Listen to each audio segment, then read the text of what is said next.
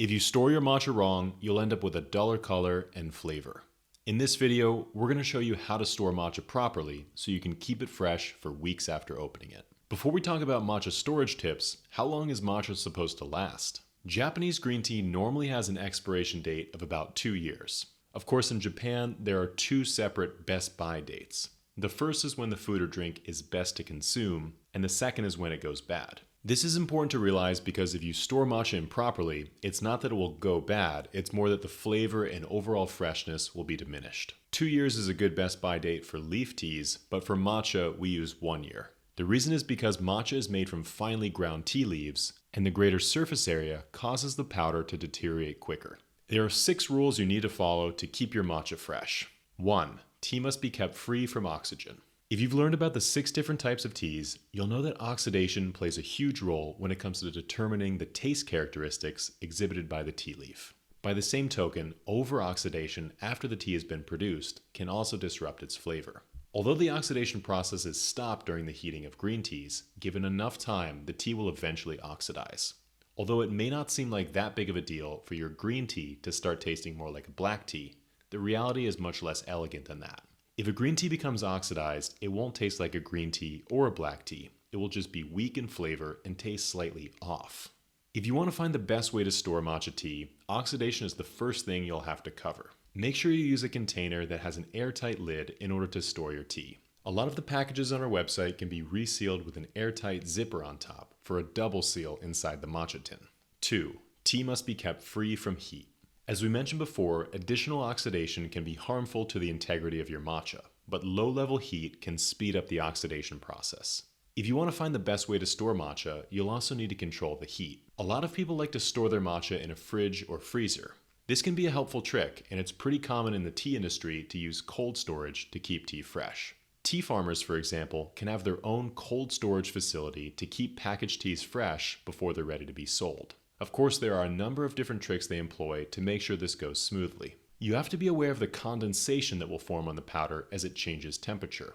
To prevent this, make sure you keep the tea in an airtight container when it's in the fridge. Also, make sure that when you take the tea out of the fridge or freezer, you give it some time to reach room temperature before opening it.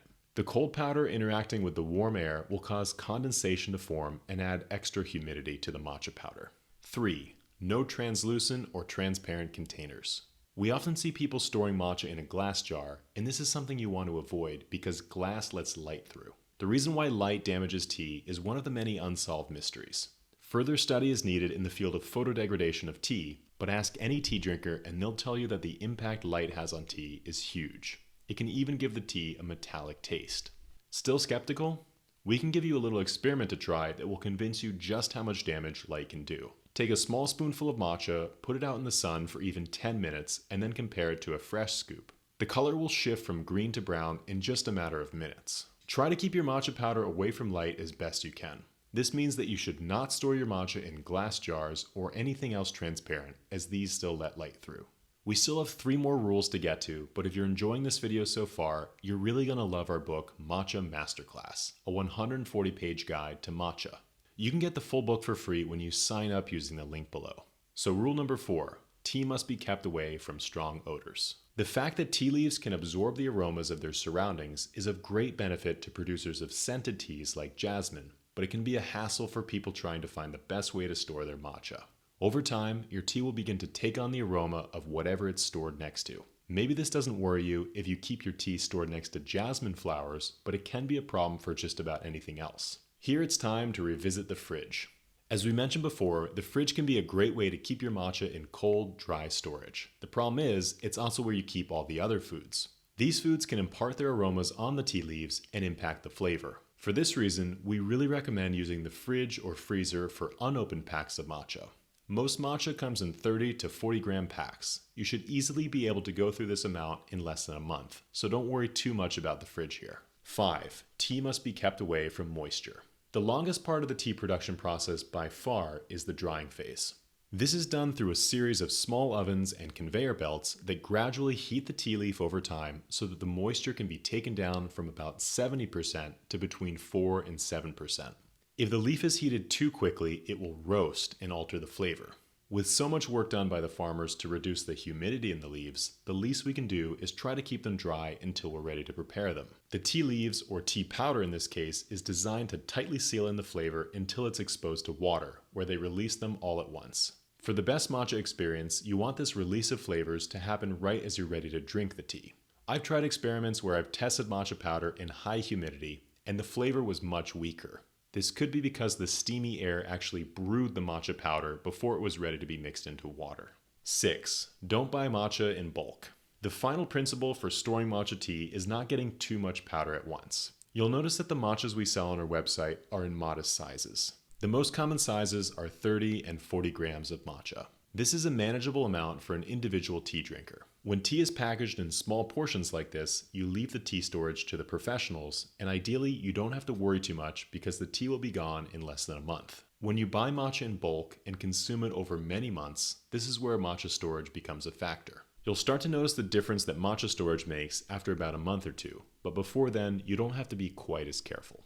So what's the best container to store matcha? An airtight jar can be the best way to store matcha powder, provided that it's a metal jar and not a glass jar. If you really want to get serious, you can go for a double-sealed metal jar, which can give you an extra layer of oxygen and humidity protection. An airtight bag can also be a good way to store matcha, as long as it's not translucent and as long as there's not a lot of extra air inside of it. When you store matcha in a bag, the best thing you can do is press all the air out so you're not trapping it inside with your matcha. So what are the benefits of storing matcha correctly? Protecting aroma.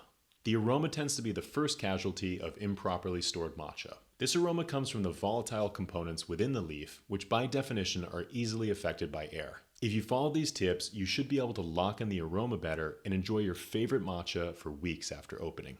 Health benefits. Of course, the nutrients in matcha and the flavor often go hand in hand. The amino acid theanine, for example, is responsible for the sweet and savory flavors of a matcha, so it's no surprise that as the flavor goes, so too do some of the health benefits. Saving money.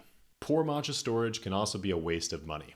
Of course, at the end of the day, you're buying matcha for its taste, and if the great taste is no longer there, you're essentially throwing money away. This is why it's so important to find the best way to store matcha. It may be tempting to try and save money by buying matcha in bulk, but then you're taking a greater risk that your powder will go bad. Sometimes you're better off buying matcha in modestly sized portions so you get good value for your money while also ensuring that it doesn't go bad. So how do you know if your matcha is still fresh? The easiest way to check if a matcha is no longer fresh is by looking at the color.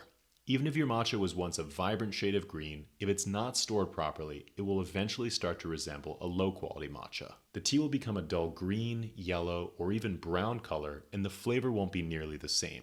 If you store your matcha properly, you shouldn't have to worry about this for weeks or even months. If you want to pick up some fresh matcha powder, you can browse our favorites at neoteas.com. We've put together a selection of the best pesticide-free matcha teas we found during our travels around Japan. And we even have samplers so you can try a few out and see which ones you like most.